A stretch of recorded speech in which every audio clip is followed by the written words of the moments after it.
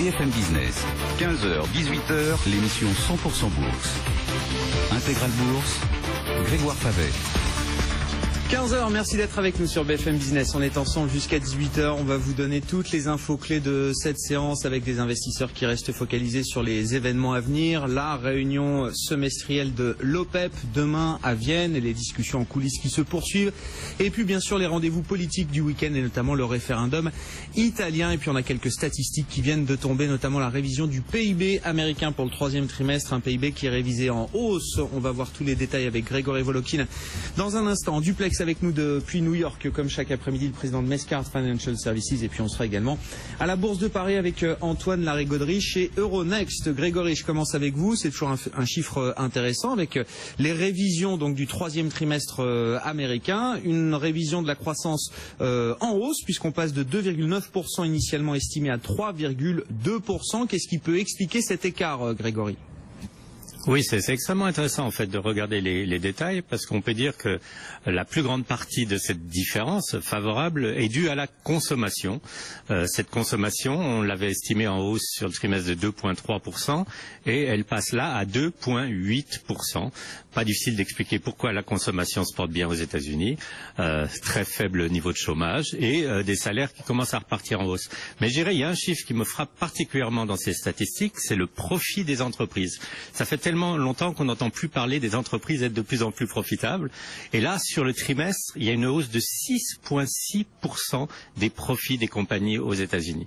Alors on comprend peut-être déjà un peu mieux pourquoi on a eu ce rallye boursier. Il n'était pas juste peut-être motivé par Donald Trump. Il y a vraiment là un redémarrage de la profitabilité des entreprises aux États-Unis. Et c'est la plus forte hausse des profits des entreprises aux États-Unis depuis 2002. Donc c'est vraiment à souligner.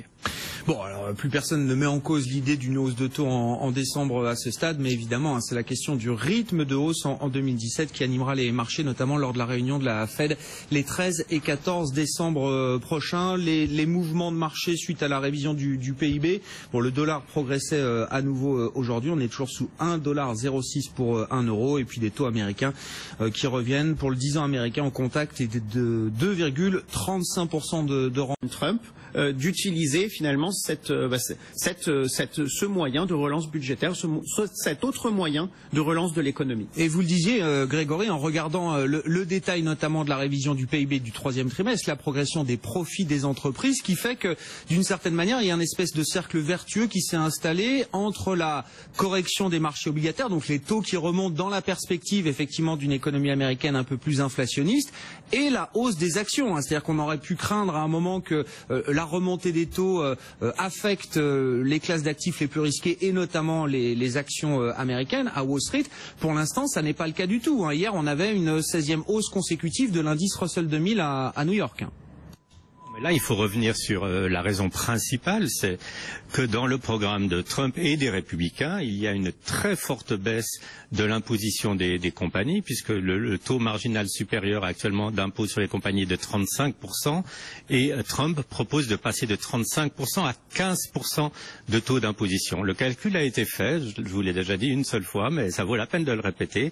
Cette baisse, pour une petite compagnie du Russell 3000, représenterait une hausse de ses profits l'année prochaine de 30%. Donc tout se tient en gros, et je dirais que en plus de cette politique budgétaire, si on a à la fois des baisses d'impôts et des programmes d'infrastructure, on part pour avoir en tout cas des trimestres avec une forte croissance. Alors quel est le problème? Il y a deux problèmes.